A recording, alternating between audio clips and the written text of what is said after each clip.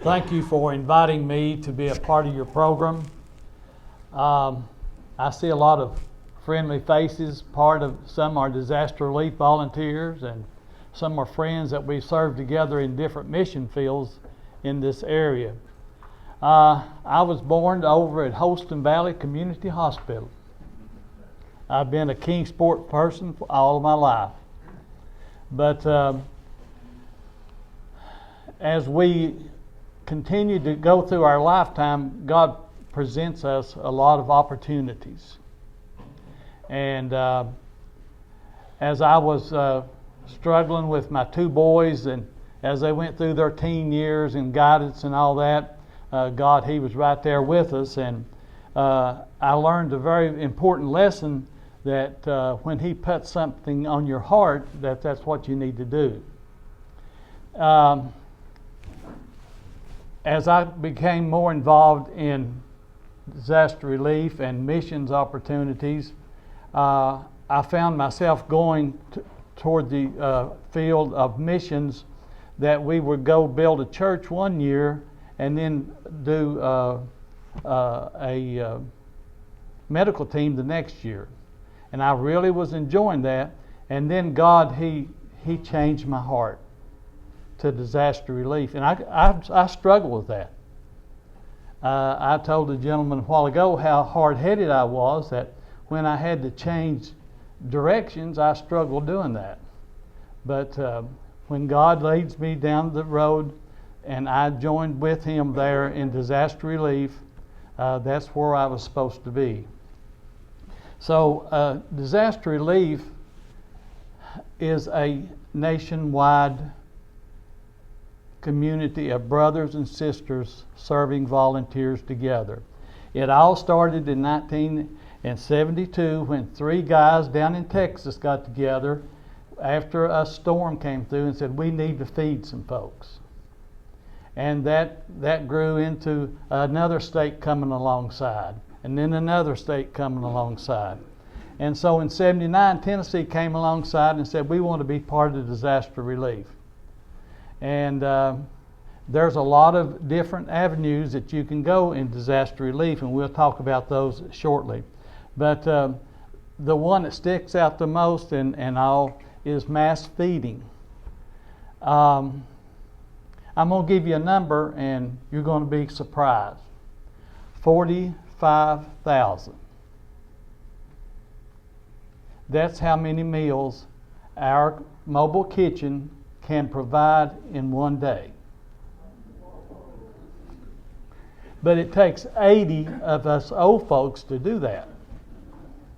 40 young guys and gals, but it takes 80 of us senior citizens to do that. Because we have to have 2 at every station. But anyway, I'm getting ahead of myself. But in 87, I became involved with disaster relief. We went to Missouri. And wow, has mass feeding changed. We sat at a big table much like this, and it was piled way high with potatoes, and we peeled potatoes for 8 hours. And we put them in a wheelbarrow, and we would roll them out, and they would cook them. And we would do 2,000 to 3,000 meals a day. And we was really pleased with that. We thought we were doing well. But now things have changed to what we have is we are one of the 8 largest kitchens in the United States. We are Southern Baptist through and through, and we have an extensive training that you have to go through to be part of our organization. But as we joined alongside our state unit, East Tennessee, we came alongside the state unit, and we would help them. They would take their little kitchen out and set it up, and they were the A team. Well, then East Tennessee would come in the second week, and we were the B team. And we would rotate. And that's how we became involved up here with disaster relief on the mass feeding. We were on our way to Florida. We overnighted in Perry, Georgia, and there were 7 of us, and we said, why don't we not develop our own kitchen? And we prayed about it there and came back home and presented it to our Sullivan Baptist Association annual meeting. At the end of the meeting, and I stood up and said, we would like to develop a mass feeding kitchen. And our director, Tommy Holtzclaw, some of y'all may have remembered Tommy, he said, we don't have any money in the budget for this. And I said, I'm well aware of that. But gentlemen started standing and said, well, I'll donate 1,000. Someone else stood up and said, I'll donate 500. And we got $8,000 right there. And I got really excited because that's essentially what I had penciled in to make this happen to start with. So I'm really excited, and I called a good friend of mine, Don Hill, and I said, you know, we're going to start as a kitchen. And he said, tell me about it. And I told him what I had written down, and he burst my bubble. He said, that won't work. And man, I said, excuse me? He said, that won't work. He said, you'll be sitting on the side of the road more than you'll be in transit. He said, tell me your vision. And that really got my attention, because what my vision was and what God had put on my heart was all commercial, tractor and trailers, all commercial equipment and all that. And he said, now I want to be a part of that. And so he was a part of it. And so he said, there'll be a check in your account Monday morning if that's the way you decide to go. So we went that way, and we made him a promise, and we've kept to it till this day. But so many things happened, and Frank Waldo, Frank is so considerate to us. He lets us park our equipment out there. We use his building to develop our equipment, and it was just unreal to see it come together, wasn't it, Frank? Can you imagine enough equipment to provide 45,000 meals a day?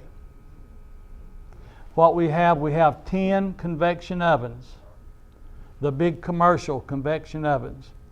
We have 2 30-gallon brazen pans or tilt skillets. We have 2 40-gallon, and we have 1 60-gallon. Now, the 60-gallon, it's something that our hearts desired, but we couldn't afford. Now, we do not have a budget. All this came together because of who? Not Jim Ramey, not Frank Waldo. God had put it on our hearts to develop this mass feeding kitchen.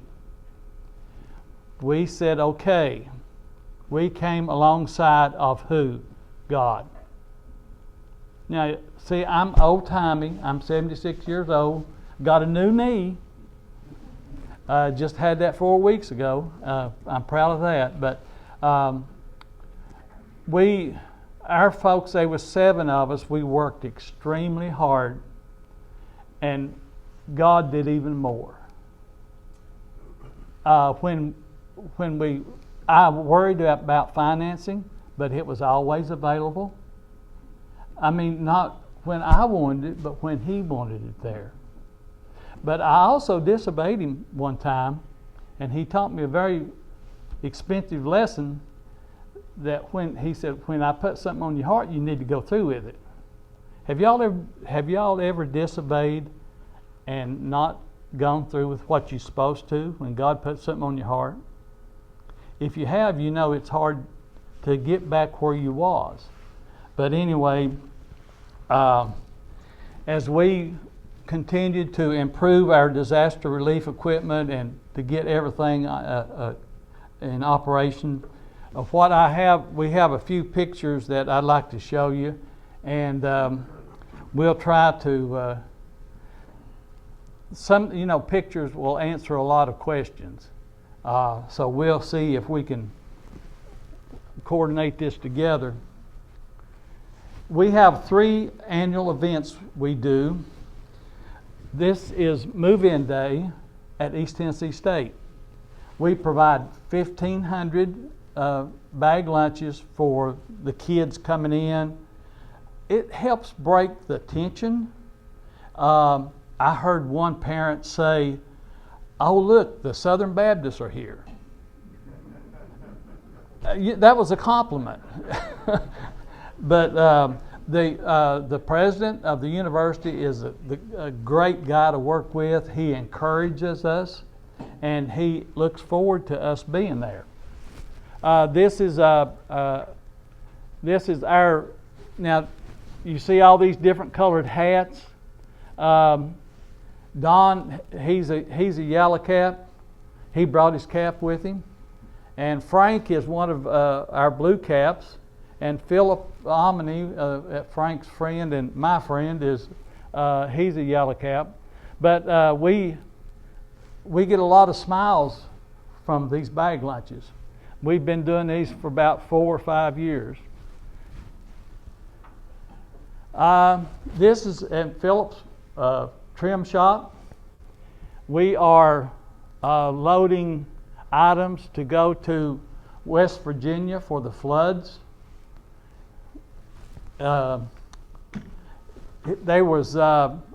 We had 1 tractor and trailer load that we took to West Virginia.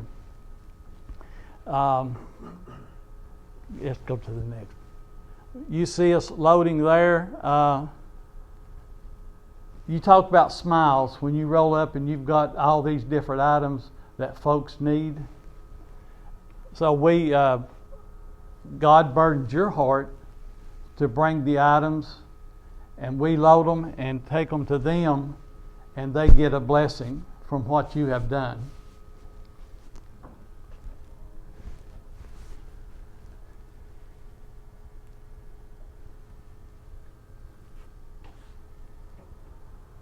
This is one of our pieces of equipment.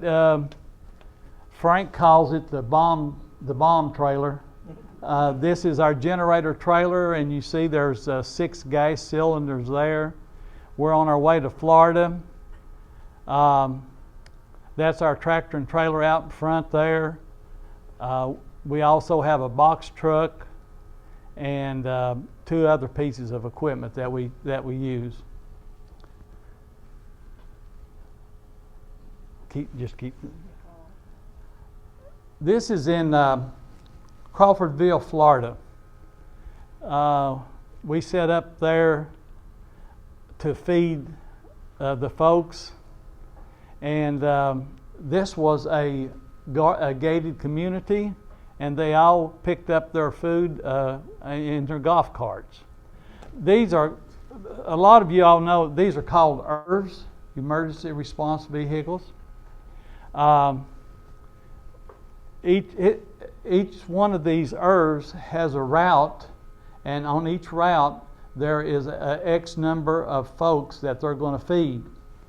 And we load the Cambros into these ERVs according to how many servings. How many knows what that is? That's fried cornbread. It looks like pancakes, I know, but trust me, it's fried cornbread. I fixed it. but you see the ovens in the background, and all the different foods that we prepare. When we're called out, I've got a standing order with U.S. Foods for 50,000 meals. They bring that to where we're going to be located. This is not the same as the West Virginia flood. This is actually, we were going down to help those that had been burnt out with the fire down in Gatlinburg.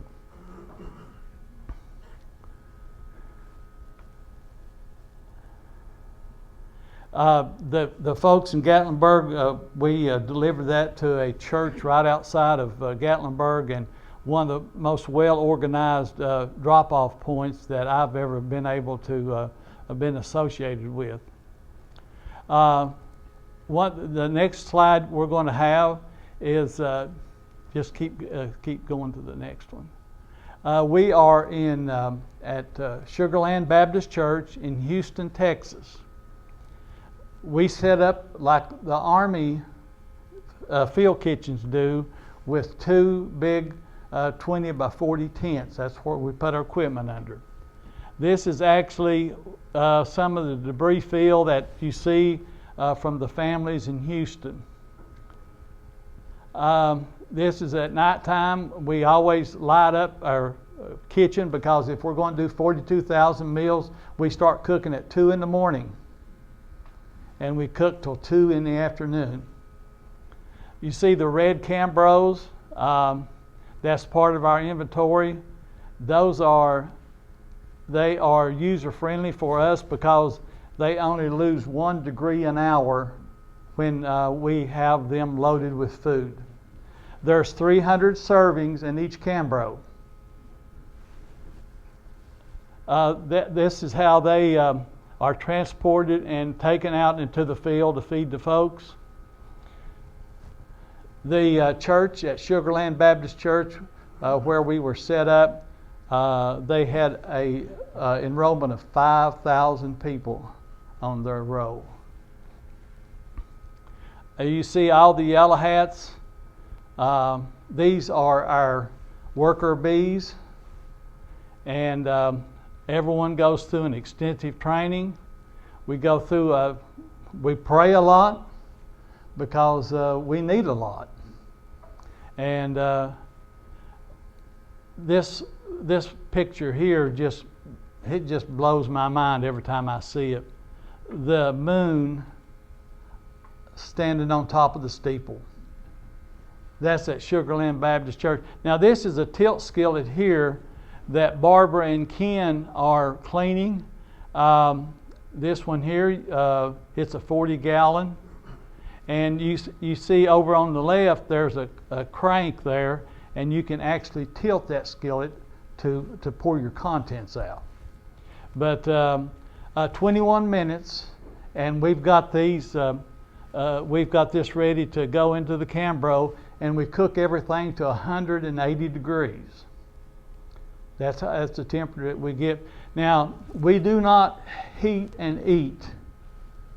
Have y'all heard that before, where you just heat and eat? No, we don't. Paula Dean called one time and wanted to know how much butter we was using. I mean, what we like to have our comfort food, and that's what it is, folks. I mean, the Red Cross gets on me because that we don't heat and eat. We season our food. We put the butter in it. We put the pepper in it, different seasonings. But I found out a long time ago that these folks are working hard. They're coming back into their homes and cleaning them out, and they're working hard, and they're not counting calories. They want something good to eat. You say, what in the world is this? Well, we was in Houston. We had been there 23 days, I think. And they said, pack your kitchen up, take it to Port Orange, Florida, and put it on a boat. We're sending you to Puerto Rico. And we couldn't do that. First of all, I called Port Orange, and they said, we're backed up. We can't get you in. And we would have had to condition all of our equipment for the salt water and salt air. So they said, well, Frank, how many? We have 30 people. We had 30 people that we went down to Puerto Rico. Now, Puerto Rico is an island that's 154 miles long, 52 miles wide. We got off the airplane at San Juan at 3 in the afternoon, and we got to the church where we was going to cook at 10 that night. Now that don't add up, folks. You can't drive that much around that island. 25 of us was in a bus, and then Frank and Paul Strong had 6 or 8 in a van behind the bus. The bus driver could not speak English, so he had a friend with him, and he would translate for us. Well, we drove and we drove and we drove. And I got concerned because there's not that much driving that you can do on a 152-mile island. They were lost. But see, there's no lights. There's no signage. The storm had taken it all down. Well, there was a light up ahead, and we pulled into that light. A guy had a generator going, and he had a gas pump that he had energized with the generator he had. And the guy got off the bus, and where is the iglesia, the Baptist church in Guyama? That's where we were going. That guy in a Ford pickup truck said, I can take them there. Well, that was a blessing because we were hungry. We had no bathroom breaks, and it was getting to be a big worry. And we got to the church, and the pastor, very excited, said, "Where have you been?" And I said, "But we don't know." And we didn't, you know. We knew we had circled that island, I don't know how many times, you know. But I told the pastor, I said, one of your church members in a white Ford van brought us to the church. And I saw a puzzled look on his face. And I asked the translator, I said, "Well, what's the problem?" And the pastor said, "I don't have a member that has a white Ford van, pickup truck." So, see, we needed help. Do you believe in angels? I do. I really do. That's what happened to us. I believe that with all my heart. But we served there. This is Frank and his crew putting blue tarps on the homes. The inner structure of Puerto Rico was in bad condition before the storm came. And then the storm came, and oh, it was unreal.